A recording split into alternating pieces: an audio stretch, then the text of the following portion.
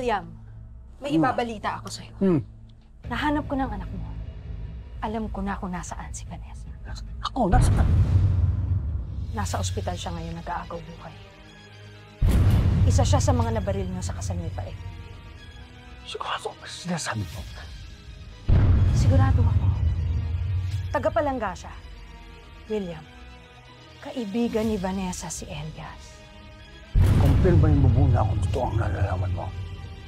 Pero makukumpirma lang natin yan kung ipapa-DNA test natin kayong dalawa. Sa ngayon, malakas ang kutob ko na siya talaga ang anak. Kaya sa ospital siya nandun. Pupunta ko siya hindi.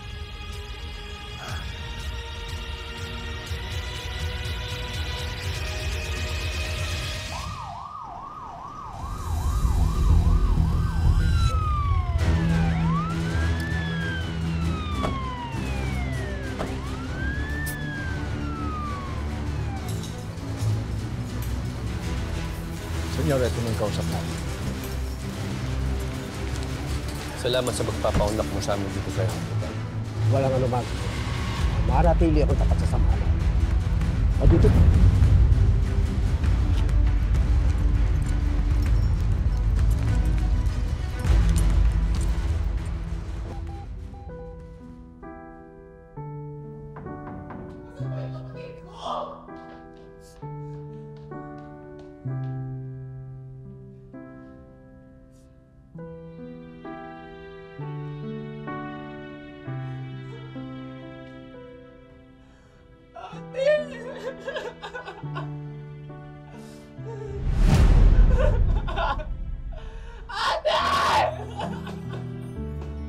Ate Cherry!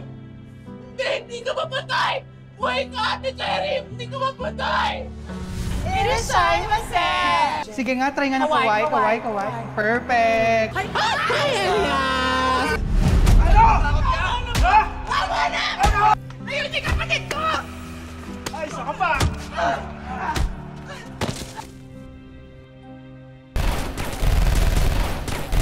Smile lang! Sige po.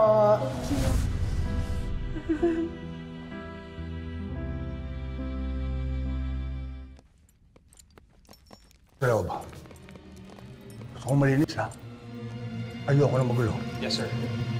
Nakausap ko na po ang hospital director. Sarado na po ang hospital, sir. All CCTVs are shut down and ready, sir. Pwede na po tayong dumiretso sa VIP area. Okay. Mr. President, Doc. nakausap ko na po ang attending physician ng pasyente si Vanessa Bartolome. Kumusta naman ang pasyente? Nasa ICU na po siya. Improving po ang kanyang kondisyon. Pero nasa critical state pa rin po siya. Kailangan po naming obserbahan ng kanyang kalagayan. May tama po kasi siya ng bala sa ulo. Doc, kahit lahat ng doktor, lahat ng nurses dito sa Pilipinas, papuntahin mo sa ospital. Gumaling lang ang anak mo. Nandiyan, no? Ginagawa po namin ang lahat ng aming makakaya, Mr. President. Doc, nakasalalay ang pangalan ng ospital niyo dito. At isa pa, Doc, walang sino man ang pwedeng makaalam na bumisita ako dito sa ospital. Yes po, Mr. President. Poprotektahan po namin kayo. Nakausap ko na po ang mga staff at ang mga attending physician ng pasyente. Pinapirma ko na rin po sila ng non-disclosure agreement para hindi na po sila magsalita tungkol po sa pagbisita nyo dito. Makakaasa po kayo na wala po makakalabas na anumang balita tungkol dito. Gusto ko na makita ang pasyente. This way, sir. Hinihintay na po tayo ni Dr. Solis, ang attending physician ni Vanessa. Good.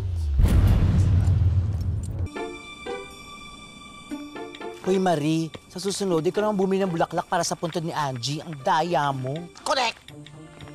Wala lang akong pera ngayon, pero delayed ang sweldo sa factory. Pero para kay Angie, ako na lang bibili ng kandila at bulaklak.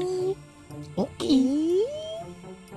Wow! Lumalablay. Buti pa yung iba dyan. Lablay? Hoy, Ate Lorna! Nabisita mo na ba yung puntod ni Angie?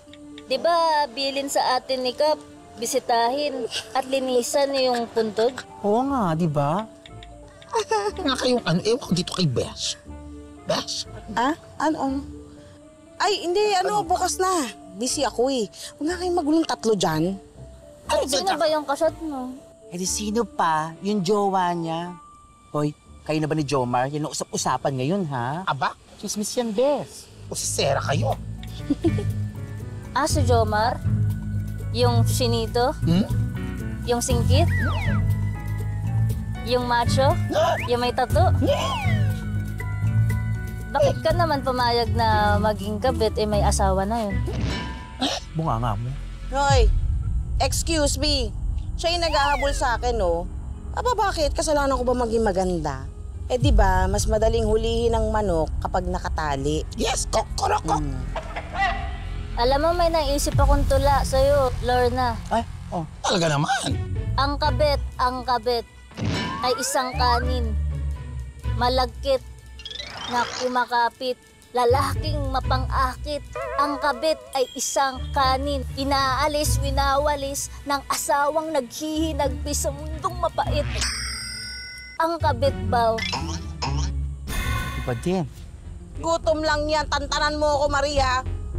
Tama, gutom na ako. Kasi nakatatlong rice lang ako kanina. Bitin pa. Kumain na tayo. Ako nga, wala pang kinakain eh. Bawang ako. Pero alam nyo, ha? Mabait pa rin talaga sa akin ng Diyos. Kahit na wala akong racket, hindi ako magugutom. Ano ba ibig mo sabihin? Bala kong kausapin si Jomar. Mag-a-apply ako doon sa paresan niya. Total, patay na patay naman siya sa akin. Sayang naman kung hindi ko gamitin ang aking alindog, hindi ba? Ay, second demotion. Tama Ngayon tula. Anong tula mo? Saka pa. Ikaw, Besh, ay batang-bata. Sariwang-sariwa. Parang fresh lumpia na hindi pa na isasaw-saw sa suka. I'm hungry na. Ang galing mo, Bes. Naiihi ako, galing mo! Ay, Kumain na tayo. Kumain na tayo. Magbayad kayo ng mga sarili pagkain. Siya na mapayad kami. Anong palagay mo naman sa Ako amin? talaga eh.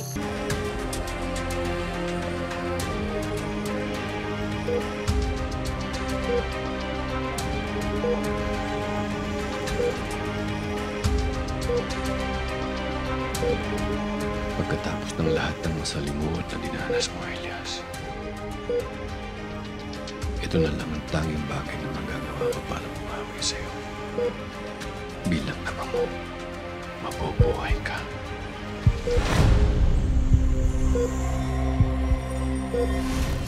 Nagawa ko naman yung gusto kong gawin. Patayin ang pamilya ni Elias sa harap niya. Ngayon, alam na niya kung anong klaseng demonyo ang pinangga niya.